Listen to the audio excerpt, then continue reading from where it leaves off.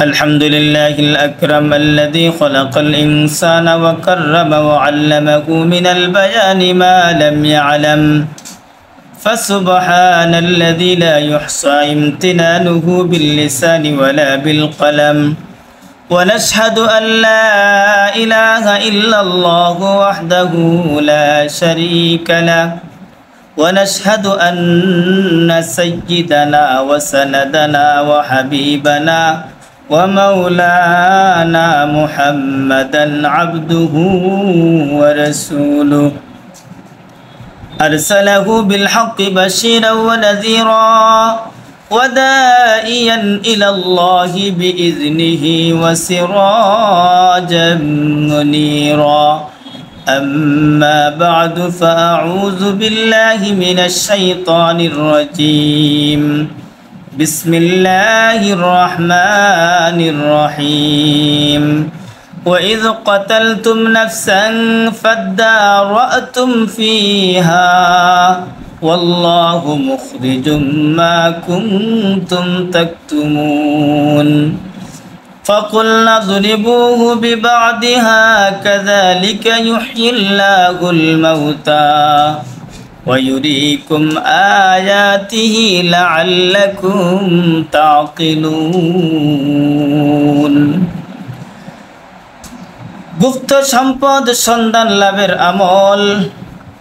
কোনো ব্যক্তি যদি সূরা বাকারার এই আয়াতগুলি এবং সূরা শুআরা সম্পূর্ণ একটি কাগজের মধ্যে লিখে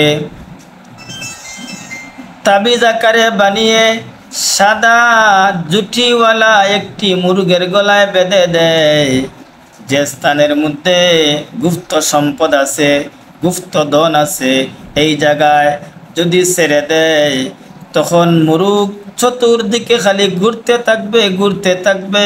একটা সময় এমন হবে গুপ্ত সম্পদ যে স্থানে আছে মুরগ সেই জায়গায় এভাবে স্থির হয়ে দাঁড়িয়ে থাকবে। দেখবেন এমন নিস্তেজ হয়ে গেছে শেষ পর্যন্ত মুরগ তার মাথা মাটির মধ্যে লাগিয়ে দিবে।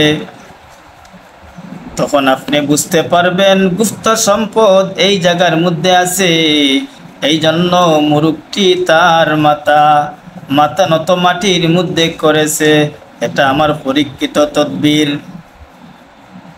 গুপ্ত সম্পদ সন্দেহযুক্ত স্থানটি মুরগ যে স্থানে তার মাথা নত করেছে সেই স্থানটি খনন করে যদি গুপ্ত সম্পদ পেয়ে যান আলহামদুলিল্লাহ, সাথে সাথে আসর সম্পূর্ণ পাঠ করে গুপ্ত সম্পদের উপর তাড়াতাড়ি ফু দিবেন, না হয় গুপ্ত সম্পদ লুকায়িত হয়ে যেতে পারে, গায়েব হয়ে যেতে পারে।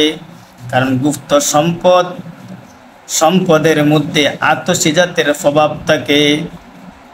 সবাই এগুলা বক্ষণ করতে পারে না, সবাই উত্তোলন করতে পারে না।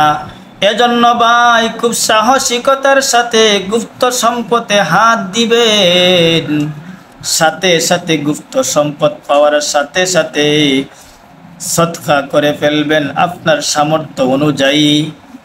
আর এই গুপ্ত সম্পদ সম্পূর্ণ আপনি খাবেন না, কিছু সম্পদ এতিম মিসকিন গরিবকে দিয়ে দিবেন।